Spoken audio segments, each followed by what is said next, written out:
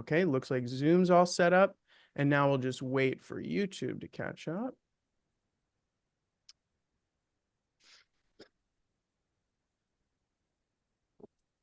Okay, there it is. All right, and we're live.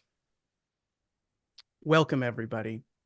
My name is Jack Rome, and on behalf of the Center for Awakening, I'm glad to welcome you to Meet the Speaker, a live series with speakers from the upcoming 3-day online immersive conference, Awake in Stillness, The End of Dreaming, taking place from November 8th to 10th.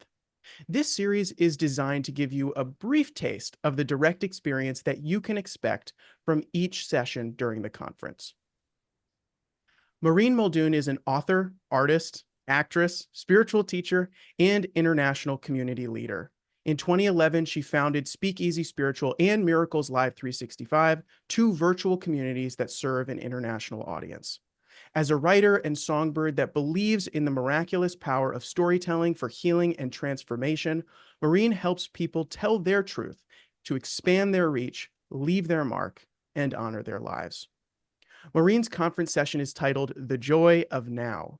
Her session will invite us on a sweet journey to the joy of now, learning that by practicing presence and entering the threshold of awakening, we are brought to a state of awareness that welcomes gentle laughter. As we peel back the illusion of duality, it's the happy soul that finds that we give only to ourselves. And so the idea of sacrifice becomes, well, humorous. Maureen will share a sample of stories and stillness practices to promote awareness and awakening. So Maureen, welcome. Thank you so much again for joining us today. And I know our time is brief, but with the time that we do have, could you give us a taste of your session by encapsulating some of the teaching and maybe some things that you'll be talking about in your session? Absolutely. Well, first of all, I just want to say happy Halloween. This is like one Yeah. of my favorite days of the year. I can't believe we're broadcasting this on Halloween. It's so auspicious. This is actually the day that I got sober 29 years ago. So yeah, I mean, talk about like looking at your blocks. And I love that the Holy Spirit set this up for me to deliver a little sweetness on Halloween, while we're all running around, look at each other as, monsters and goblins. And that underneath all of that is just somebody who just wants some candy. You know what I mean? Like everything's just a call for love. So I want to share what I'm going to present in the conference, and I would love to begin with prayer. So this is a prayer that I use every day. It's called the Miracle Worker Prayer. And on this beautiful, auspicious day of spirits where the veil is thin and we're all holding space for love, we just take a moment to surrender, just surrender, like I had to do 29 years ago. And we all continue to have to do every single day. Surrender all that we are to all that God would have us be. Surrender our heads, our hearts, our agendas to God's will, trusting that God knows us and loves us and has us and holds us as we make our way to truth, trusting that we will see miracles where we once saw lack and limitations, that we'll be given solutions and grace where we once saw dead ends. We give thanks for this day of miraculous encounters where it's always God meeting God. And may we always remember that this is offered to us, not just for our own good, but that we might be fearless extensions of God's love. And so for this and so much more, we give thanks and we let it be. And together we say, and so it is. Amen. So the way that I get to the joy of now is by surrendering, just a continuation of surrendering. And from that surrender, what usually shows up is gratitude, just this swelling of happiness. And so that's, and because what are we surrendering to? We're surrendering to this love. I mean, it's like we in our hardness, we can sometimes try and swim upstream, but when we surrender and go with the flow, there's this beautiful pace that's available to us at all times, right? And so that's the joy of now, or the now of joy. And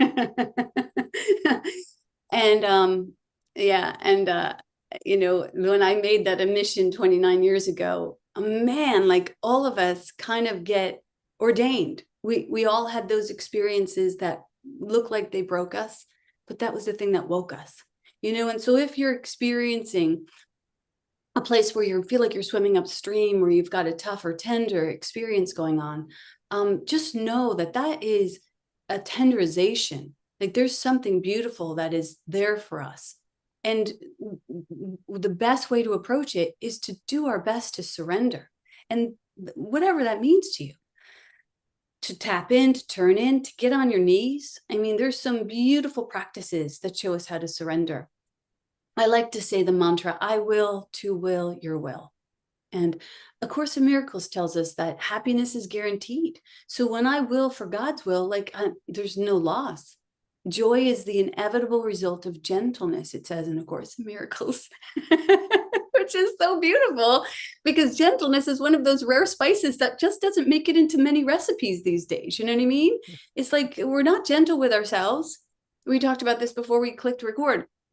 Our thoughts can be these inner critics and these, dictators and these distractions and divisions that can take us out of the game. But this is an inside job. The call's coming from inside the house. Another Halloween illusion. So the world is not always gentle either because we're projecting on it. And so gentleness is not a pace that we allow ourselves to move at. I think it's one of the characteristics of a teacher of God that isn't really, it's kind of like the undervalued stock, It's like if we really allowed ourselves to be gentle. Carrie Fisher says that instant gratification is too long. And that's like, that's it. But impatience is something that we've learned. And we've been groomed in it with today we have, it's not even movies, it's not even trailers, it's shorts. It's like boom, boom, boom, like they're just firing at us faster than we can absorb. And we can't digest all of this. And so, so we can unlearn impatience. We can unlearn addiction. We can unlearn all of that. And we can move into this gentleness. It's funny because I was scheduled for another day to come here with you, Jack. And at the time, my kids were moving out of the house, my two youngest, and there was a lot of emotions around it. Like we're spiritual beings, but we're still having human experiences. And my two children were moving out for the first time. One is 22 and one was 24, and they were both late bloomers. One is on the spectrum and the other one's transgender. So I feel like I went through like 8 adolescences with them. It was very long. So the day that they were moving out, it was just there's just a lot of emotion. And so you were so gracious to say, let's just do it again. Let's just put it on hold. And there's something so beautiful about that, because as we said, like, it's easy for us to sometimes give grace to others, but it's hard to give grace to ourselves, and it's hard to accept grace for ourselves. I shared already that today's the day that I got sober. So when the Holy Spirit moved our recording to this day, it's just such a sweet kiss on the lips from God for me, because it's like, I remember, I don't think that I could have extended these lessons to others if I hadn't had the precursor of getting sober. And this is my personal experience. But like, alcohol was not gentle for me. It was a very abusive relationship. And I remember that it was 29 years ago that I, had made this admission. I'm humbling myself to a higher power. And oh my gosh, my life got so better. And then there was a time that I went out and I thought, oh yeah, I'm healed. I'm a holy woman. Now I can drink. And I went to hang out with my sisters, and woof, I was wrong. And I woke up that morning really late. And every day I teach A Course in Miracles, and I've been doing it for 11 years now. I mean, I teach it online for 11 years, but I've been teaching it before that. But, and that day I woke up late and I missed the call for the first time. I know, I was so embarrassed. I was so embarrassed, but I was so broken. I was broken to be woken, for sure. And I crawled my ass over to my Course in Miracles book, and I flip open the lesson that I missed. And it was 3:30, and it said, I will not harm myself again today. Right? I was like, oh my God, like, I got it. Like, Spirit was like, we need a 2x4 to whack her over the head with. Like, get in there, like, make it hurt. So that she gets it. So we get to practice, we get to practice, and we get to not just discuss and discover, because you and I can discuss and discover all day and night, right? But what we get to do is we get to apply and embody. So when you gave me the grace the other day, that was an application. That was a beautiful application. When I gave myself the grace, it's a beautiful application. So we get to discuss, we get to discover, but we also get to apply and embody. And that's where the rubber meets the road. That's where we actually find out if our knives can cut the bread. That's the place that we get to apply it. And when we get to apply it, at first, most people will say, I don't want to apply it. I just want to discuss and discover. I just want to stay at that realm. And it's like, no, you get to build this bridge back to yourself. So it's a practice, but we can do it. We can get still, we can practice the presence. We can step off this treadmill of busyness and distraction. We can lay down the hustle, and we can begin to entertain this holy instant. This holy instant leads us to the spectacular now, which is a movie I actually just watched last night, which is wonderful. But I love those words together, the spectacular now, because that's what it feels like for me. And learning how to lean into serenity, it does not feel to me like that is the final destination. It actually feels like it is the eternal extension. And that's the good news, because I think that when we lean into peace, we don't just end up in peace, then we fall into love, and then we find happiness. And many think or believe that stillness brings us to stagnation, or, it just leaves us at this place that's the destination. But again, the Course says a happy outcome is guaranteed to all who court gentleness. And so when we become still, and as we become still, and as we get present, what actually arises, the experience is, I don't know about you, Jack, but this is the experience for me, is far from static. It's actually so alive. It's so dynamic, and it's engaging, and it's alert, and it's aware. It's this beautiful awareness that I could not access from my sleeping self. And this external exchange and this eternal exchange is going on between you and me, between you and the trees, between me and I've got this beautiful white pine outside my window, and it's just gorgeous. And I feel like we have this holy communion all the time, and it's where creativity flows like breath, like this beautiful example that we have of inhaling and exhaling, of giving out and taking in. And like you and I shared earlier, like the taking in can sometimes be, but the giving out. And the funny thing is, at least what I think is funny, and I think too much is funny, I think everything is funny, is that when we seek stillness, it doesn't mean that we actually get still. You don't get still unless you die. I mean, that body is still, but even in my most still moments, I'm not still. What we do is we get still enough. That's what we do. We get still enough to touch the hem of our own divinity and access that vibration of love's presence. So stillness shouldn't be a scary space. Stillness actually takes us to this ecstasy, and this awareness takes us to this awe. And I love that awareness takes us to awe. And you will know that you are present when you begin to experience awe. And awe is not something that's reserved for God. It's reserved for every breath that you live. We can live in the eternal awe. So in this moment, we discover that true presence is not actually still. It bristles, it sparkles, it dances, it carries so much vibration and so much radiance. And this discovery is the encapsulation of joy. Now, it makes sense to me because, like, look at you, you gorgeous morsel of love. Why wouldn't God want a happy calling card? Do you know what I mean? Like, what are all these sober souls walking around with, like, learning it from their neck up? Like, we're supposed to rejoice and be glad. And we do access that through stillness, for sure, through stillness and through forgiveness and through clearing out the barbed wires and the barnacles and the vampires and all the energy that has sought to, that we have used to distract ourselves from our brilliance. And here's the other thing that I kind of love, is that just getting still, my getting still doesn't mean that God gets still, like God's word is active. It moves across the water. That's kind of beautiful to recognize that. It's a delightful discovery. A happy outcome is really guaranteed, because this essence of God is alive. It's vibrant, it's in motion, it's moving, it's not stagnant, it's not stale, it's not stuck, not staccato. Maybe it's staccato sometimes, but it flows.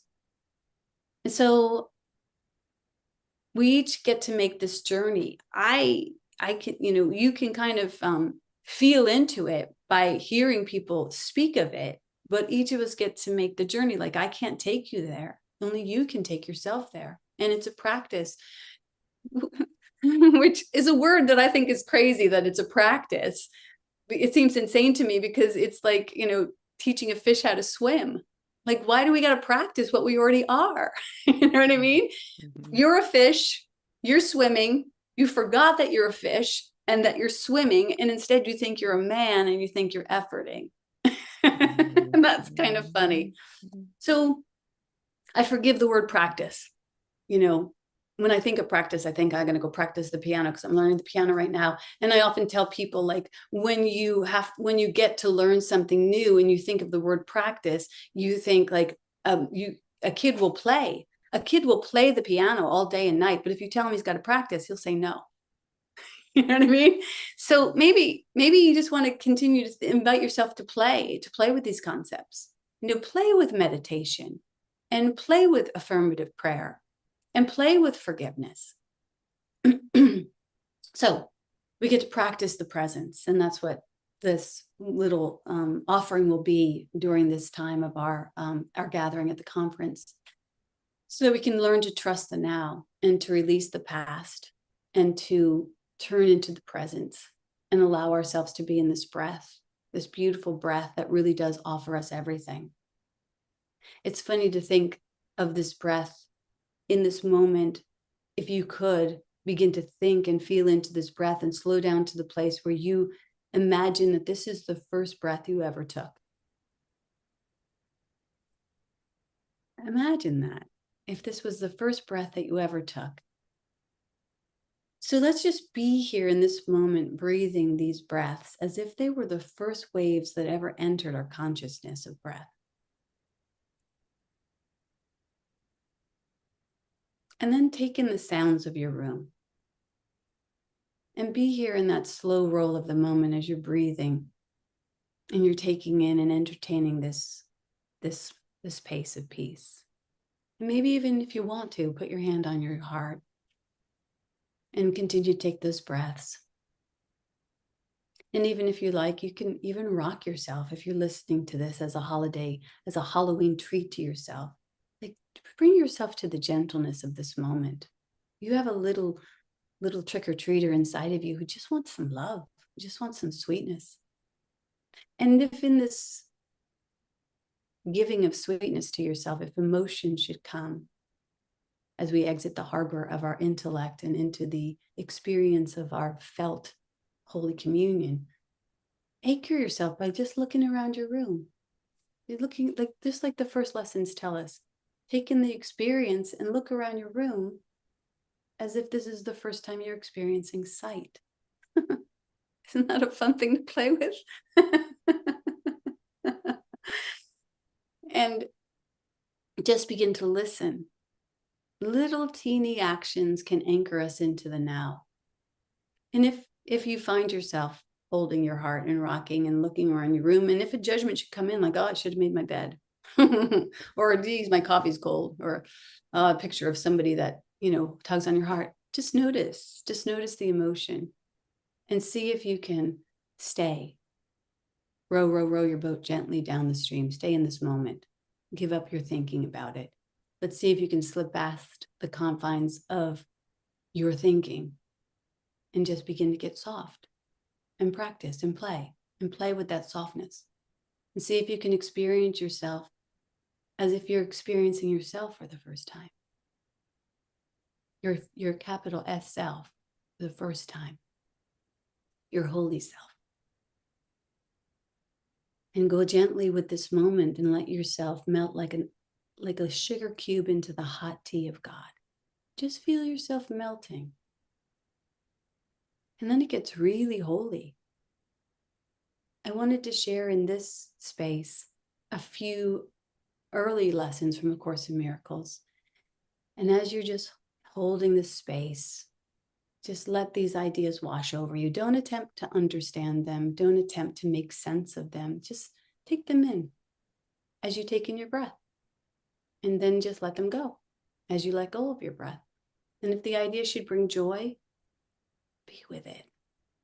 And if the idea should bring peace, be with it. And if the idea should bring emotion, be with it. Just let whatever wants to be. Here are the first few early lessons. Nothing I see means anything.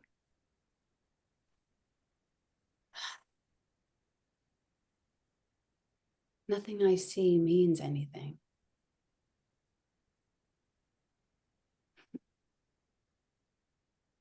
I have given everything all the meaning that it has for me. I've given everything all the meaning it has for me. I don't understand anything I see. I don't understand anything I see. These thoughts do not mean anything. These thoughts do not mean anything.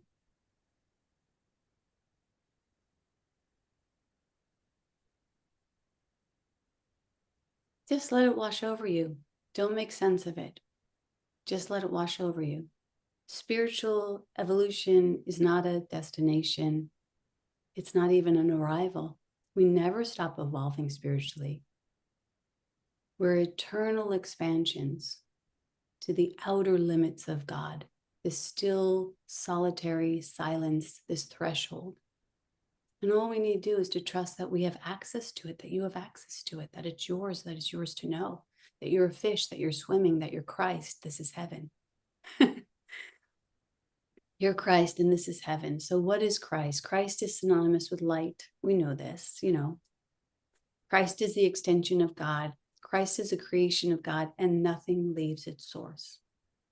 And heaven is a field of non-judgment that wants for nothing.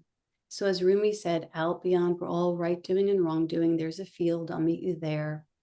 People love that portion of the quote, but it goes on to say, where the soul lies down in the tall grass and the world is too full to think about. And ideas, ideas, languages, and even the phrase each other doesn't make sense. It doesn't make sense. So we drop into the holy moment where you don't have to make sense. This holy instant would I give to you, be you in charge. This holy instant would I give to you, be you in charge. For I will follow you. I will follow you. Certain your direction brings me peace. We can make peace with this world instead of making sense of it. Do we want to make sense of a senseless world, or would you like to crawl to the cusp of your consciousness past all that you've been told and sold and begin to sip your spiritual solventry like the hummingbird? I love the hummingbird. Maybe in my session, I'll tell you a wonderful story about the hummingbird. But now you might think like, how do I creep to the cusp of my own divinity? One breath at a time, one step at a time. I'm not sure how much time I have left, so I don't. Speaking of time, do I have more time? Yeah, we have a couple more minutes if you want to kind of round us out. This has been wonderful. So I guess the final thing I'll leave you with is that when we think about God and we think about non-duality, it doesn't always make sense. And again, like, how do you make sense, So you might think like speaking of God and crawling to God is duality. And you would be absolutely right. It is. But while we're speaking to each other in this matrix of maneuvering thoughts and words between you and me, it seems like we've already joyfully agreed on the idea that, that we have made peace with the illusion of duality. There's this illusion of duality where there's you and me. But we can know at the very same time that back of this conversation between you and me is only me meeting me. And as God, it's almost like God's looking at its own hand, and going, oh, there I am. And that can be scary for some people, or it can be joyful. It's not meant to frighten us, but it can feel frightening. And so all encounters that you have with everyone, you could say, oh my God, it's so nice to meet me. When you were so gracious with me the other day, it was hard to meet me being so gracious. I was like, oh, I don't know, I got to take that in. But then when I sat with it a little while, I was like, oh, this is an echo of my graciousness. It's so nice to meet my graciousness in you. Like, that makes me so happy and so emotional. So I hope that you remember that when you have also projected me, you have projected me, and that I'm part of your own awakening. So I'll leave with this quote. This was from lesson 123, which we're on today with the Course in Miracles, and it's paragraph 4. It says, today in gratitude, we lift our hearts above despair and raise our thankful eyes, no longer looking downward to the dust. We sing the song of thankfulness today. And I love this quote for you because I know that you love to sing, and I just love that. I love to sing too. And so when I put that quote down into this document and I read it again, I was like, oh my gosh, I didn't see it the first time. In honor of the self that God has willed to be our true identity in him, today we smile on everyone we see and walk with lightened footsteps as we go to do what is appointed us to do. And I love that because it's so simple. You can be a smile millionaire with the world today.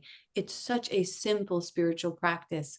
And all you have to do is what is yours to do today. It's not about building empires. It's not about winning friends and influencing people. It's about doing the kindest thing that you can do today. And that is going to move mountains. That's all I'll say about that.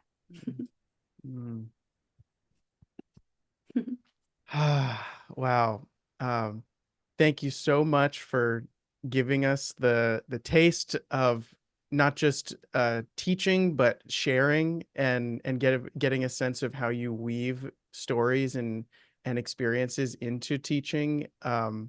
It's so wonderful. And I was realizing at some point that, oh my gosh, I just realized I'm going to be hosting your conference session. Like, I'm going to be one of the, and I'm so excited for that.